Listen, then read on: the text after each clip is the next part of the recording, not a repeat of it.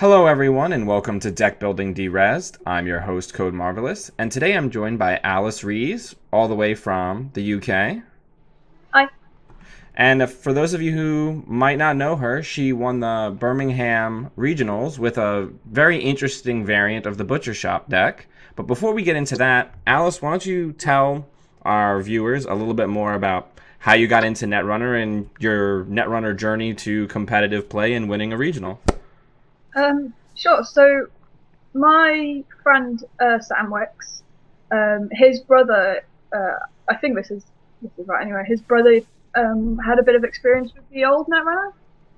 So when the new one got released, Ben bought into that and kind of got Sam playing, and Sam brought it back to our sort of gaming group in Lancaster, and I was quite resistant at first. I used to play a lot of Magic the Gathering. We won't hold that we won't hold that against you. And after getting out of that, I was kind of like, well, I don't really want to get into another card game. It was expensive, and I ended up getting frustrated because I could never afford the best decks and blah blah blah. But obviously, Netrunner doesn't really have these problems. But I was still quite resistant. And then eventually, Sam got a couple of other people playing, and I was like, okay, fine. Teach me how to play, but I'm not going to buy into it. So a friend and I went down the pub and he taught me how to play, and then about a month later I was like, okay, I've got all the cards now. Yep. I'm hooked. I feel like that's like a lot of people have a similar story where eventually they just hit like this hooked point or like this critical mass point where they're just like, okay, I'm all in. You know what I'm saying? And you go on Amazon or like Cool Stuff and buy all the packs in bulk. Yeah, I was like, I want to do this and I want to do this, but I haven't got those cards. I'm just going to buy them all. Yeah, I'm one of the rare people who got to buy along the way. I did like a price check on what it costs to get into Netrunner now, and I was like, see, that's a much bigger hit because I bought it, like a MMO subscription, $15 at a time. Yeah, I think that's a really good way of describing it. So, thank you very much for coming on. I'm very happy to have you. Yeah, thanks. I really enjoy the show, so it's pretty mind-blowing to actually be on it. Oh, it's don't oversell it. It's not that big of a deal. But yeah, let's go over the deck. You're playing my favorite yellow identity and most other people's, Near Earth Hub. Yep. Besides the obvious reasons, is there any particular reason why you're putting this in Near Earth as opposed to one of the other NBN identities? It's all about those 2 influence points, man. Yeah, I hear they're pretty good when you're trying to kill people. Yeah. Yeah. No, that's fair. And Near Earth Hub is functionally core NBN. Like I always say, it's not core NBN, but it is. Yeah, it's kind of the default go-to NBN. Yeah. So where do you want to start? Do you want to start with agendas? Do you want to do what do you want to talk about first? Well, I don't think there's a lot to say about the agenda suite. I think it reads pretty similarly to pretty much any NBN deck at the moment, unless you go down the route of having GFI instead of Exploder. Right. But yeah, I think that's pretty standard, although Exploder Palooza does a lot of work in this deck. I imagine it does. So yeah, why don't we just go through the ops then? Yeah, absolutely. So we have 3 hedge funds. I hear money's pretty good in this game. Yeah. Yeah. Top tier even. We have a singleton interns. So tell me a little bit about what some of the priority targets are for this. I think interns is really, really flexible. I built a deck and I ended up with 2 spare spaces, no influence. And one of the things I put in was this interns, and it can just do a lot. If someone gets rid of one of your Deo Ravens, you kind of go, not for long. I actually used it to win a game by internsing back a breaking news and scoring it with an Astro token. That's pretty good. Yeah, that's pretty good. It's a pretty good moment. So I think it's just very flexible, and having some way to recur at least something is quite important in this sort of matchup. Yeah, I think that's fair. A wizard is very popular. So we've also got 2 Salem's Hospitality, which is pretty good. Yeah, I like it. For those of you who may not be super familiar with this card, it's the 2 cost NBN Alliance card that says that you name a card, and the runner reveals their grip and trashes any copy of that named card. And one of the reasons why this card's super important is because you can name a really popular card called, what's that card called? I've Had Worse? Yeah, I think I've had pretty bad, something like that. Yeah. Now, how do you, if you're not up against an Anarch, let's say, right? Yeah. What's your thought process on what you pick when you're playing this deck? Well, there's a couple of ways you can use the card. One of the one of the easiest things to do with it is have two at once, and you go Salem's for a sure gamble or a Plascrete or something you don't want the runner to have. And you see their hand. If you're really lucky, you might actually hit something with the first one. But what you actually do is get to look at their grip. I didn't even think of that. Yeah.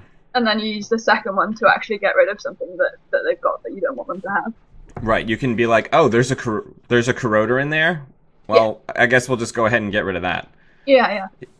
That's a really good idea that I hadn't thought of, using two of them at the same time to basically see, oh, you've got a bunch of different money cards. Yeah, let's just go ahead and get rid of those. Yeah, it's really, really powerful against criminals, because if you get rid of one of their breakers, they almost never can recur it. So you can kind of use it to lock someone out of the server with that.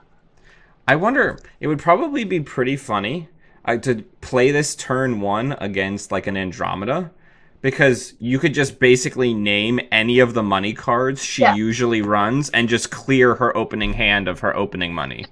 Yeah, it's also a good bet if you're playing against pretty much any Anarch except maybe Max. But if you've got like Val or Wizard or Noise, you can kind of probably go for Wild Side. And if they've kept their hand, there's a good chance they'll have a Wild Side. So you've probably got a hit there that will slow them down a ton. Yeah, that's also a good point. We've got two Scorched Earths, which is a really great card. Yeah, Wayland, they're all about redeveloping areas and improving life for people, right? Yeah, absolutely. If you're aware, I don't know if you've seen the Worlds of Android book.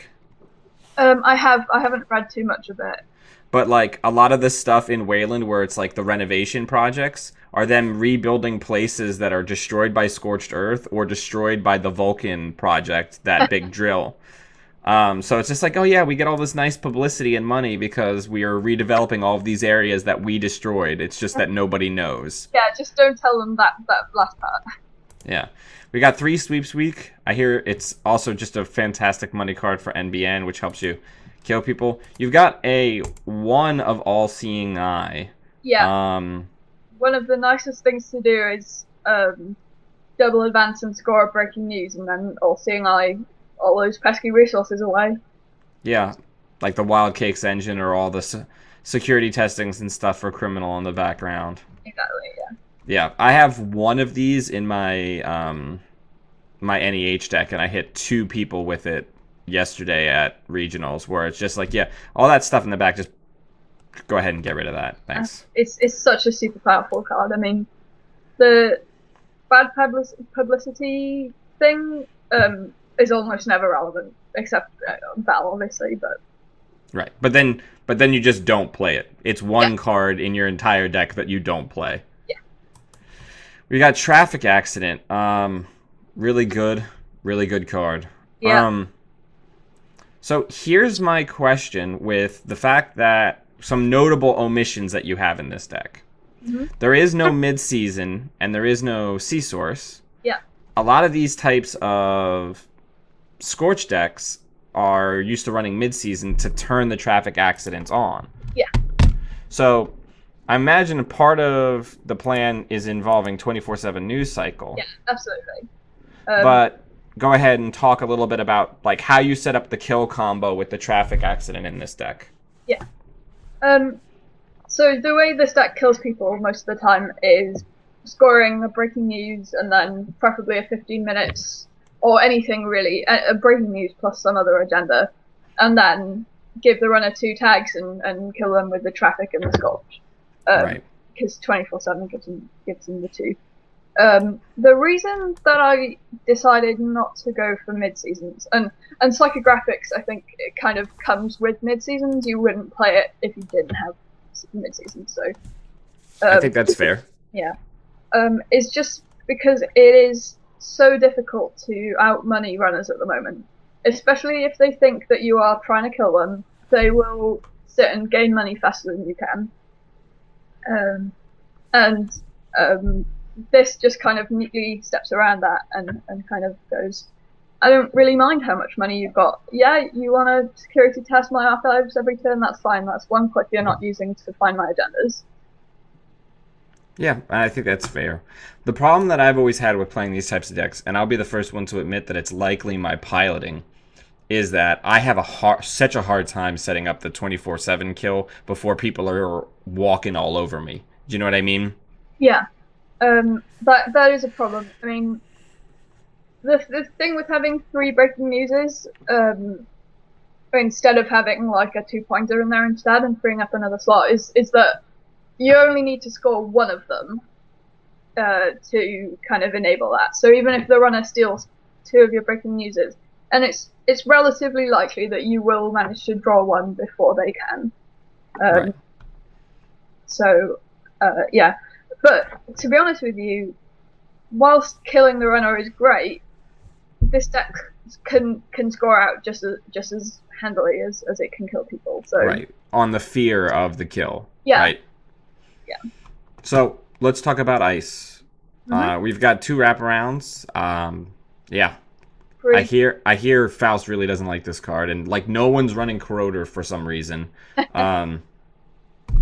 Or no Anarch is running Corroder. Yeah, I actually lost a game in the cut of the store championship because I put an Astro behind a wraparound against a Wizard player, and thought this is going to get me off to a great start. And he clutch drew a Corroder second click. Ugh. The worst. Put it in as like a 46 card. So yeah, that was that's RNGesus telling you that you don't get to have that Astro is basically what that is. Yeah. But that's the risk you take, because like the bet in that scenario was that he might not even have it in the whole deck as a Wizard. Exactly. Yeah, that was the risk I took, and you know, the fact that he did manage to have it right at the right moment was that's just part of the game. Yeah. I feel like, just as an aside, because I play a similar Ice Suite to this, obviously without the Data Ravens. Yeah. But it's just, I feel like this Ice Suite's really strong against Anarchs, and then it's just kind of like made out of paper against Shapers. Yeah. I won in Birmingham, and I think that part of that is because I did get drawn against primarily Anarchs. In fact, I don't think I played against any Shapers that day. And then the following weekend in Hamilton, in Scotland, I played against mostly Shapers, and this Ice Suite just fell apart. It was like, yeah, come on in. Have what you want.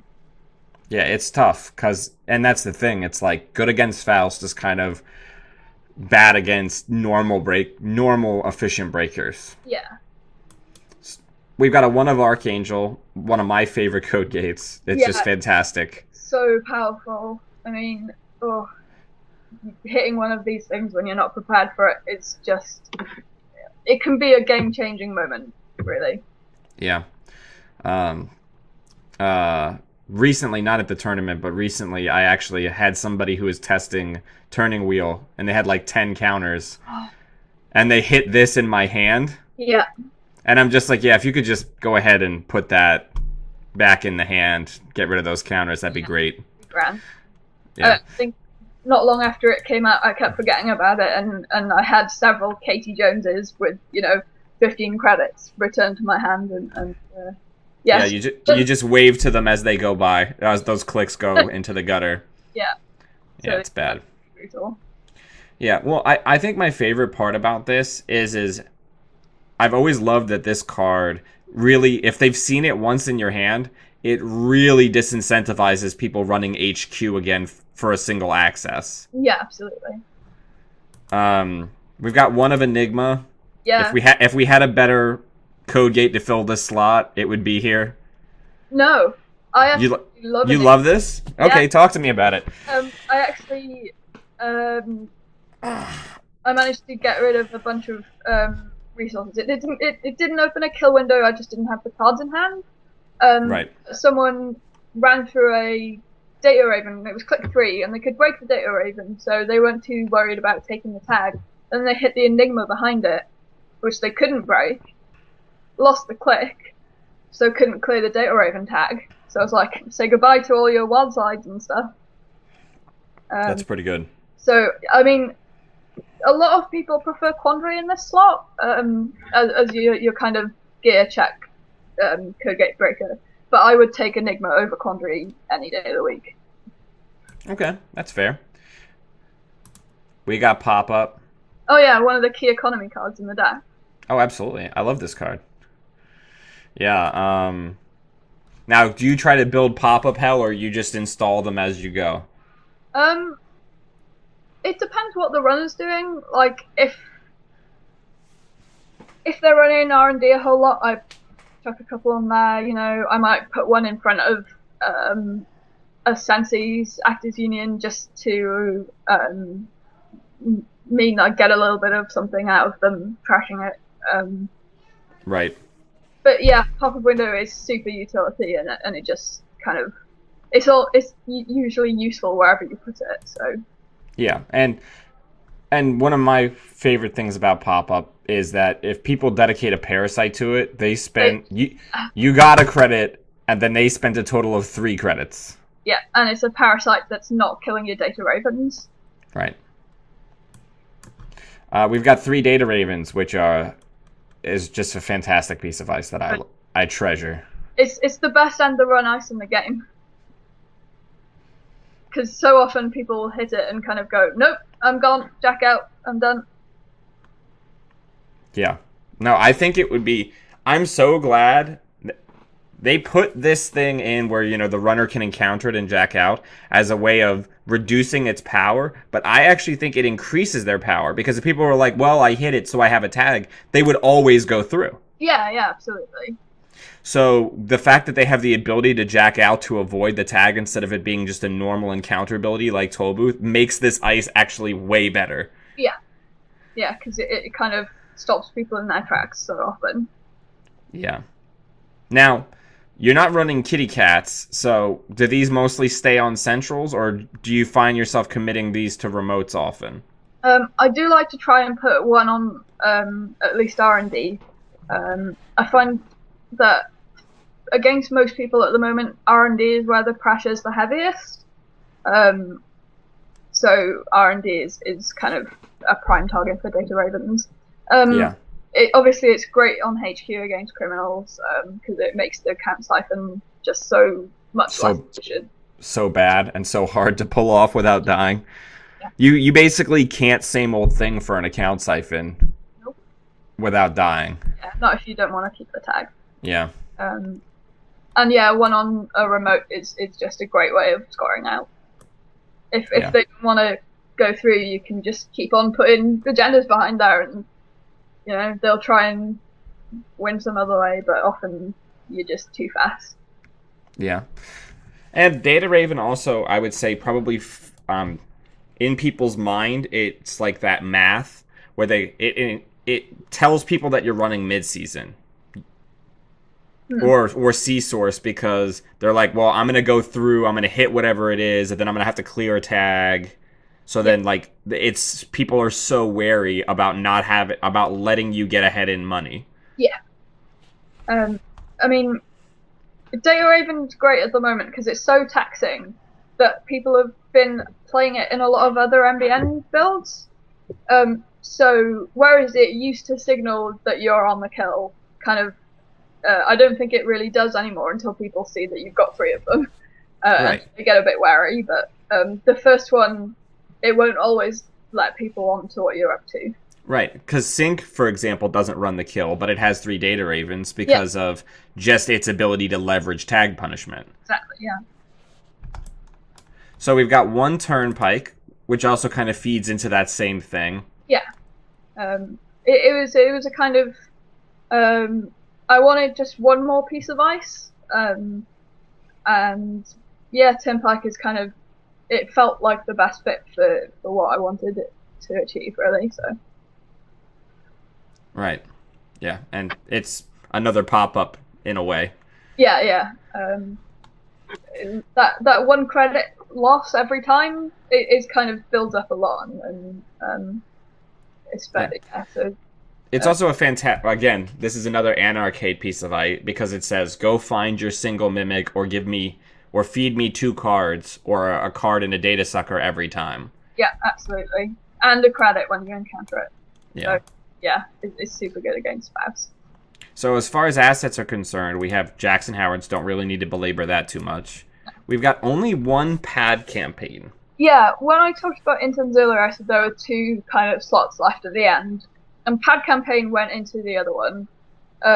Now, I don't know if it was necessarily the best card for the slot. I was kind of finalizing the deck at about 5 o'clock in the morning before we got the train. Seems about normal. Yeah. I mean, who builds their decks beforehand, right? So I was kind of, I've got 48, I need one more.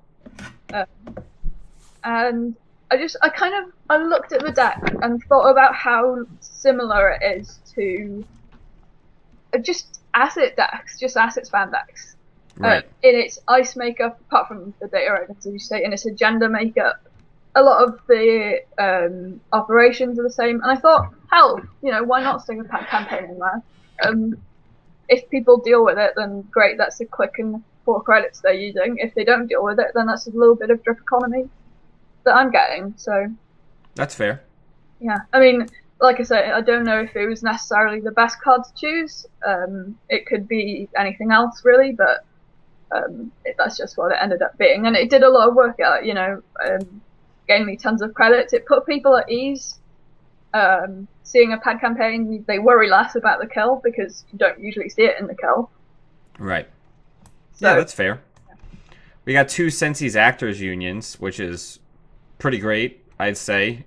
Oh yeah. In this build, I imagine, and correct me if I'm wrong, it's probably better than DBS in this build because it helps you find your kill pieces a lot faster. Yeah, I absolutely love this card. It's so good, and the fact that you can draw 3 new cards and then put maybe an agenda that got stuck in your hand at the back rather than anything just from that draw makes it even more powerful, and it's even more of a must trash asset. It's another tax on clicks and credits that the runner has to deal with. Right. Like no one ever let it stay longer than 1 turn. Yeah, absolutely. We've got A Shatter's Remains. Yeah, this card makes me so sad, but so happy at the same time. Okay, explain that a little bit. Well, just the flavor. I absolutely love Chaos Theory and Dinosaurus from a kind of flavor point of view. So this card is kind of it's a bit sad, but however, Shattered Remains and a scored Astro means bye Plastic Carapace. Yeah, it's really good. And the other thing I would say is, don't worry, you'll never actually get a Dinosaurus with this because nobody will ever play it. Yeah, no, that is very true. All the Dinosaurus decks are relegated to the not fast enough category. Sadly so, yeah. Yeah. And then we got 2 Snares, which I would say is an interesting, well, not interesting, obviously a lot of these kill decks run them, but it's in the place of the 3rd Scorched Earth, which a lot of builds that run mid-seasons don't have Snares, but they have an extra Scorched Earth. Yeah. So explain the choice to not have the 3rd Scorched Earth, have the 2 Snares. Well, it's partially because after the Most Wanted list came out, I got used to playing a kind of dual fast advance kill deck with Sands and Astroscripts, but also with Scorched and Traffic Acid. But there's no way you can fit in 3 Scorched into that build. Right. So my kind of default setup for a kill deck now is 2 Scorched there. So having the third one in there didn't feel as important as it used to. Okay, I think that's fair. Uh, And if you're used to playing with the 2 traffic accident, 2 scorched earth rigs, then you're not as dependent upon having that redundancy as maybe somebody who's less familiar with the build. And also, it's worth noting that with Data Raven, if somebody like Maker's Eyes and is like, okay, I'll take the tag from Data Raven, and then they hit a snare, even if it doesn't kill them, that's an extra tag to clear. Yeah. I love snare. My first big love in Netrunner was Jintaki. And yeah, I just it does so much, you know. It's kind of, it makes people fear checking your remotes. It keeps your hand safe. It keeps your R&D safe from all those medium digs that are happening at the moment. It gets rid of I've had worse. You know, it's almost, if someone hits a snare and it takes an I've had worse, that's great, because that's one less I have to consider when going for the kill with Traffic Scorch. Right. Yeah. I think that's 100% accurate. Yeah, Snare's just a fantastic card. Like, if you want to talk about core set cards, like, it's just a quintessential ambush that's never been bad. Like, Snare's never been bad, except for maybe arguably when everyone was on Keyhole Anarch. Oh, yeah. But it's always been around, and it's just fantastic. And you're going to have the money to pay for it in this, because most of your ice is really cheap. Yeah. So it's rare is a situation where you're not going to be able to pay for it, I would say. Absolutely, yeah. So going to agendas very quickly. You know, we have 3 Astros because it gives us an alternate win condition, I imagine. Yeah, absolutely. I think I actually scored out more than I flatlined runners on the day, just because as soon as people started suspecting the turn, they kind of became so cautious that it gave me the wiggle room to score out. Right. You got the 3 breaking news for the reasons that we already discussed. Now, Explodapalooza, you know, I'm used to seeing this in the mid-season version because it helps you mid-season people. But I imagine money is just money. It's always going to be great. Yeah. It's always nice to have an extra hedge fund in your deck. And, like, I kind of think that only the 7th agenda point matters. Okay. So if you feed the runner a couple of Explodapaloozas, all you gain is credits, and the pressure does build up a little bit if they kind of get something else on top of that, obviously.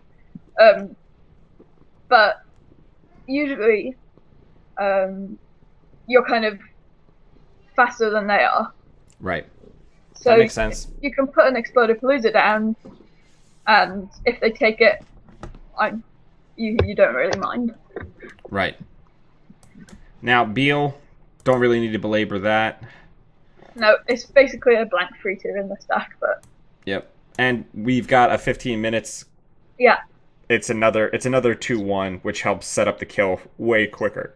Yeah, absolutely. It's just another... It mostly gets sacrificed to breaking news, to be honest now, with you. Just as a question for my own edification, when people know that you can do the kill, like the 24/7 kill, like if, let's say, you have 2 breaking news scored, like, how frequently are you seeing people just go ham after that? I actually didn't see that very frequently. I think people are still so reliant on their resources most of the time that they don't really, like, going tag me at the moment is not something that people are willing to do. I would say that's fair. So even when they know that the kill is potentially there, you know, they're not gonna, they still won't go tag me, because if you can get rid of their resources, then that just slows them down so much that, you know, you kind of put yourself in such a great position there. Right. All right. So that's the deck. For all of you guys and girls watching at home, we're going to do a test run where we take it onto competitive Jinteki and we see how we do. Alice, thank you very much for coming on the channel. I really appreciate it. No problem. Thanks for having me. And until we see everybody again, always be running.